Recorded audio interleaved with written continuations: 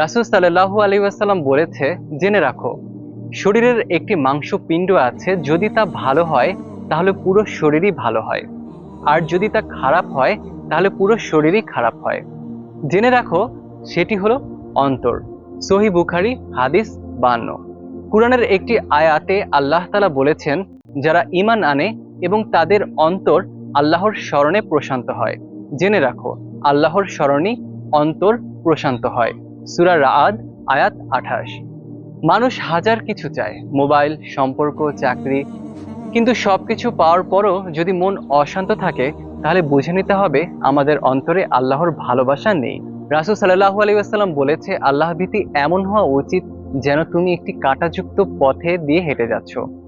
তুমি সতর্ক হয়ে চলবে যাতে কাঁটা না লাগে। সহিহ বুখারী ও সহিহ মুসলিম।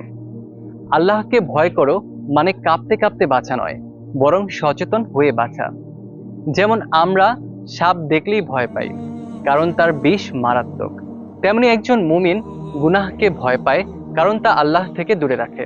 রাসূল সাল্লাল্লাহু আলাইহি ওয়াসাল্লাম বলেছেন, 7 শ্রেণীর মানুষ কিয়ামতের দিন আল্লাহর আরশের ছায়া থাকবে। তার মধ্যে একজন হলো যে ব্যক্তি একান্তে আল্লাহকে স্মরণ করে এবং তার চোখ অশ্রুসিক্ত হয়। সহিহ বুখারী ও মুসলিম। চোখের কান্না হয়তো মানুষ দেখে না, কিন্তু আল্লাহ দেখেন। তুমি একা একা রাতে কাঁদো, তা তোমার অন্তরের আল্লাহ ভীতির প্রমাণ। একজন ব্যক্তি সাহাবীদের জামানায় খুব সাধারণ ছিলেন, নামাজ পড়তেন, ব্যবসা করতেন, কিন্তু রাসূল সাল্লাল্লাহু আলাইহি ওয়াসাল্লাম বললেন সে জান্নাতি, কারণ সে রাতে ঘুমানোর আগে সবার জন্য অন্তর থেকে দোয়া করত, কাউকে হিংসা করত না, আর আল্লাহকে গভীরভাবে ভালোবাসতো। তুমি যদি অন্তরটাকে পরিষ্কার রাখো, সুন্দর চিন্তা করো, গোপনে রবের জন্য কাঁদো, তাহলে তুমি আল্লাহর কাছে প্রিয় হতে পারবে।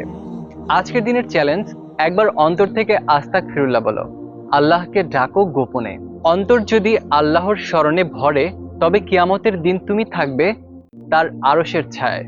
এমন আরো হাদিস ভিত্তিক মোটিভেশনাল ভিডিও পেতে চ্যানেলটি সাবস্ক্রাইব করে পাশে থাকো।